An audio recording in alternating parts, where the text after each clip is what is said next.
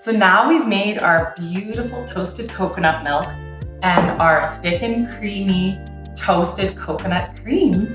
And we have left over all of this coconut meal, or the pulp that's left over from when we squeezed and pressed out our coconut milk. You can see that this one here has a much richer and darker color, and this one is obviously more white. And that's two reasons. One, this one I did toast a little bit more. However, with this one, we added so much more water to it and it was kind of diluted. But both of these will make equally delicious cookies, or you can add them to your protein powder, which when my recipe is ready, I'm going to add it here into a smoothie, or you can use it to make some lovely coconut flour. And that's what I'm going to show you to do today, so let's get right to it. So go ahead and pause this video, get your mise en place, and then meet me back here when you're ready. So let's go ahead and make this together. So all I'm going to do is I'm going to reuse my parchment paper that I used earlier to toast my coconut, and I'm just going to take out the coconut meal or coconut pulp out of my bag and just spread it evenly across my tray. Just try to spread it out as evenly as you can. And hopefully it's already quite dry because you've squeezed it as best as you could. So your oven should be preheating before you even start. You have a couple of options. Because this has already been toasted, it's going to have that lovely toasted flavor. So you can dehydrate this coconut meal in your oven at a really low temperature for a longer time, or you could toast it at between 300 to 350 degrees Fahrenheit and just have it in for a really short time. So it's totally up to you. Because I've already toasted mine, I'm going to put it in on my dehydrate setting. If you don't have a dehydrate setting, but you'd like to slowly dry out your coconut meal, that's okay too. Just set your oven to the lowest possible temperature, usually around 170 degrees Fahrenheit, and it should be just fine. It'll just take a little bit less time than mine does.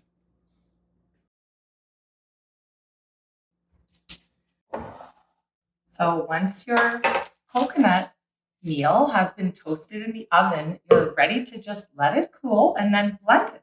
Make sure that your blender is not wet at all because it will all clump together, and make sure that your coconut meal has been completely dried and that you don't feel any moisture in it at all. So I don't feel any moisture in mine, so let's go ahead. Now I'm going to use my small container because I just used the big one and it's still wet. So I dried it, but I just don't want to risk making this all clump together again.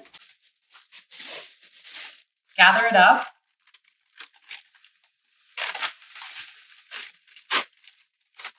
And just pour it right into your container.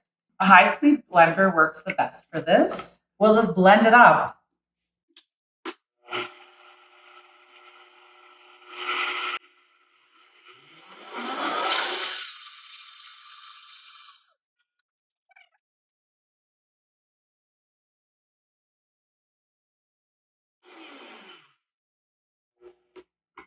Okay. And now when you're blending it this way, your coconut flour may not be quite as fine of a powder as it is when you buy it at the store. So just let it cool down for a moment.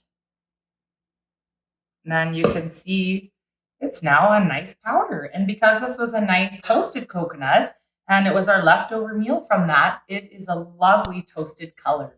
So there you go. You won't waste anything doing it with this method. You'll use every single part of the coconut and you'll just enjoy it so much. I hope you've enjoyed this little coconut series and that you'll be able to use your coconut milk, coconut cream, coconut meal, coconut flour, and your dried coconut milk flakes in replacement of a coconut milk powder from the grocery store. Take care and enjoy the coconut, everyone.